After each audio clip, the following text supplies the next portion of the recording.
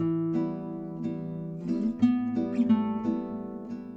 I'm Ruta Sepetys, and this is The Fountains of Silence.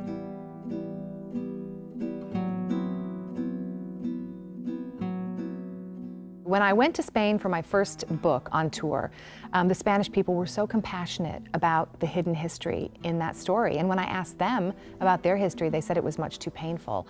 And I told my publisher, I'm really interested in learning more about Spain. And my publisher sent me this article from the New York Times that estimated that over 250,000, maybe 300,000 infants had been stolen from parents in Spain that didn't align with the Franco dictatorship. And these children were gifted and sold to fascist families. And when the women gave birth, they were told that their baby had died.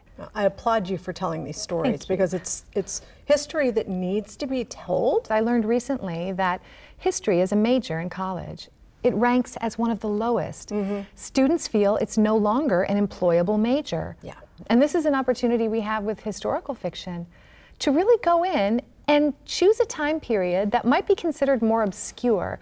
And historical fiction, it's used in book clubs, it's used in community read programs. And I bring that up because then we have an opportunity to discuss it. And maybe we'll be sitting in a book club and maybe there are people there whose families stood on opposite sides during the war. History divided us, but suddenly we're united. We're united again. In story, in study, in remembrance. And that's the power of books, and that's one of the many reasons I love historical fiction.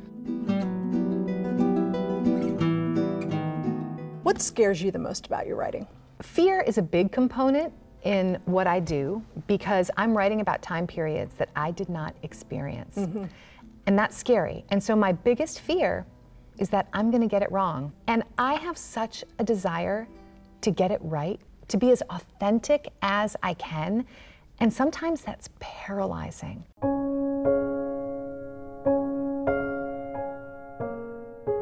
You're known for giving a voice to the voiceless. Is that why you told it from so many points of view? History has many angles. So what I do is I want to give a balanced portrayal. There were people, as I said, who suffered terribly under Franco. There were people who prospered under Franco. So I chose to create different characters to represent those different points of view. Ruta, thank you so much for being here. It's been absolutely fascinating. Thanks for having me. And thank you for watching A Word on Words. I'm JT Ellison. Keep reading. What determines how history is preserved and recalled? Why is it that some of these stories penetrate our collective consciousness, and then there are parts of history that remain hidden? And so I lay in bed at night thinking, what is history hiding from us, and how can I find it?